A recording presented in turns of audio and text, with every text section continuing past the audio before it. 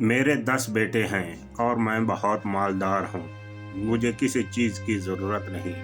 سنا ہے کہ کوئی نبی آ رہا ہے اور وہ خدا کی طرف لوگوں کو بلا رہا ہے۔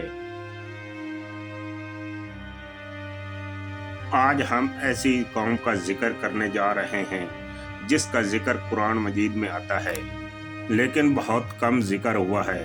اس کا نام قوم ہے طبع۔ یہ قوم بہت ہی طاقتور اور مضبوط تھی جس کے پاس زرخیز زمین تھی۔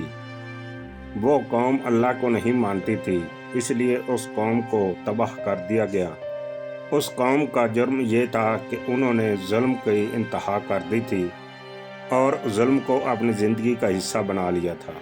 وہ اللہ کے حکم کو جھٹلا دیتے تھے، اس لیے ان کا انجام بہت سخت اور عبرتناک بنا رہا۔ اور وہ کہتے کہ ہم کسی اس آسمانی خدا کو نہیں جانتے۔ یہ نام قوم طبع کسی قوم کا نام نہیں تھا بلکہ یہ یمن میں رہنے والے ایک بادشاہ کا نام تھا۔ جس طرح مصر میں بادشاہ کو فرعون کہا جاتا تھا، اسی طرح یمن میں رہنے والے بادشاہ کو طبع کہا جاتا تھا۔ یہ واقعہ عرب کے پرانے دور کا ہے۔ یہ علاقہ علم اور تجارت کا ایک اہم علاقہ تھا۔ وہاں کے شہر ہر طرح سے بہت اعلیٰ تھے اور وہاں کے لوگ سمجھتے تھے کہ وہ کبھی نہیں مریں گے، لیکن انہیں کیا پتہ تھا کہ جب اللہ کی نافرمانی کی جاتی ہے تو لوگ تباہ کر دیے جاتے ہیں۔ اس شخص کو مار دو، ہم سے کون بدلہ لے گا؟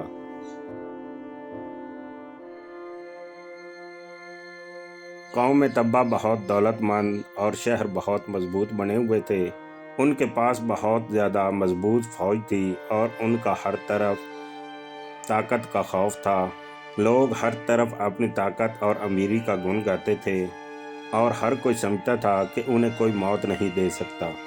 یہ واقعہ حضرت عیسیٰ علیہ السلام سے بہت زیادہ پہلے کا واقعہ ہے، اور یہ قومیں اپنی دولت اولاد پر بہت زیادہ غرور کرتی تھیں اور اللہ تعالیٰ کو بھول جاتی تھیں اور پھر اسی طرح اللہ کے عذاب سے تباہ ہو جاتی تھیں۔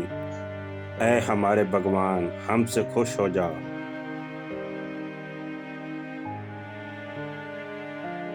اس قوم پر جس نبی کو بھیجا گیا، قرآن مجید میں اس کا نام خاص نہیں ہے، لیکن اللہ تعالیٰ کے نبی موجود تھے جو انہیں اللہ کے عذاب سے ڈراتے اور انہیں حق کی طرف بلاتے تھے۔ نبی فرماتے، اے لوگو، اللہ تعالیٰ کی عبادت کرو، اللہ کے سوا کوئی معبود نہیں۔ لیکن سرکش لوگ کہاں نبی کی بات مانتے، وہ اپنی من مانی کرتے اور نبی سے کہتے کہ ہمیں کسی خدا کی ضرورت نہیں ہے، یہاں سے چلے جاؤ۔ اللہ تعالیٰ قرآن مجید میں فرماتا ہے کہ یہ بہتر ہیں یا قوم طبع، یعنی کہ یہ بھی پہلی جیسی تباہ شدہ قوموں کی طرح تھی۔ روایات کے مطابق طبع ایک ایسا بادشاہ آیا جو کہ اللہ تعالیٰ پر ایمان لے آیا اور اپنے لوگوں کو اللہ کی عبادت کی تلقین کی، اللہ پر یقین رکھو اور غلط راستوں سے ہٹ جاؤ۔ لیکن اس کی قوم وہی کی وہی بت پرست رہی۔ اکثر لوگ اپنی ضد پر اڑ گئے اور کفر سے نہ ہٹے، لیکن پھر بھی اللہ تعالیٰ نے اس قوم کو بہت جلد عذاب میں مبتلا نہ کیا، بلکہ انہیں وقت دے دیا کہ وہ اللہ کی طرف آ جائیں۔ سنا ہے کہ کوئی نبی آیا ہے اور وہ لوگوں کو اللہ کی طرف بلا رہا ہے۔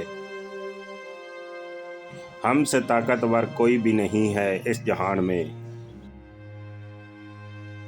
لیکن وقت کے گزرنے کے ساتھ ساتھ قوم اور ظالم اور وحشی بنتی گئی اور گناہ سر عام کرنا شروع کر دیے اور ہر طرف فساد ہی فساد۔ لوگ لاچاروں پر ظلم کرنے لگے اور سچ بات کو غلط کہتے اور غلط کو سچ، غلط باتوں پر بھروسہ کرتے تھے، اور اب وقت آ چکا تھا اور عذاب قریب تھا۔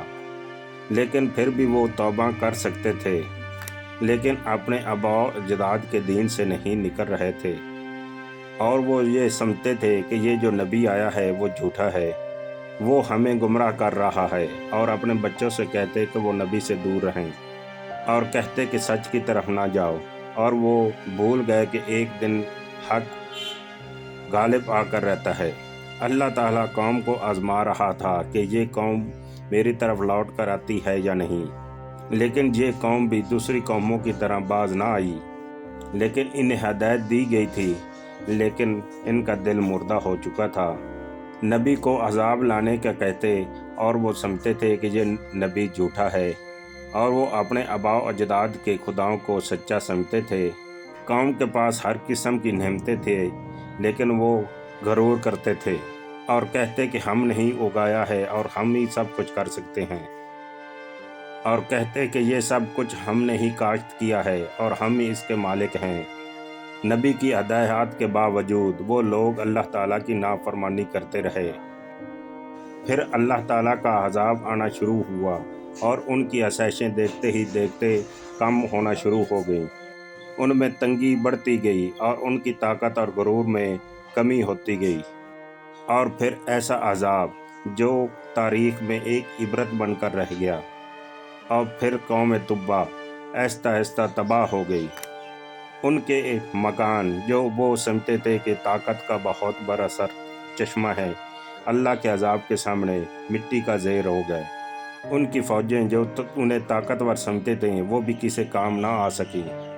پھر اس قوم کا نام نہ رہا اور نہ ان کی سلطنت، اور صرف ہمارے لیے ان کا انجام باقی رہ گیا، جو آج بھی لوگوں کو بتاتا ہے کہ جو قومیں حد سے گزر جائیں تو اللہ کا عذاب اسے بھی نہیں چھوڑتا۔ یہ سب ان کا اپنا انجام ہے۔ کیا ہمیں بھی اس سے سبق حاصل نہیں کرنا چاہیے؟ اور جو قومیں حق کو نہیں مانتی اور اللہ کے نبی سے منہ موڑ لیں تو ان کا وجود بھی آہستہ آہستہ مٹا دیا جاتا ہے۔ اللہ تعالیٰ ہر ایک قوم کو پہلے تعلیم دیتا ہے، سمجھنے کا موقع دیتا ہے کہ وہ اللہ پر ایمان لے آئیں، لیکن وہ جب اللہ کی نافرمانی کرتے ہیں تو پھر اللہ انہیں عذاب دیتا ہے۔ اس قوم کے بعد بھی قوم عاد اپنی قوت پر غرور کرتے رہے۔ قوم سمود نے اللہ تعالیٰ کی نشانیوں کی نافرمانی کی اور سب قوموں کا انجام تباہ کن ہوا۔ ان کی دولت، طاقت اور نہ اولاد کام آئی اور نہ ہی ان کے بت۔ ویڈیو کو لائک اور چینل کو سبسکرائب کر کے دوستوں کے ساتھ شیئر کیجیے۔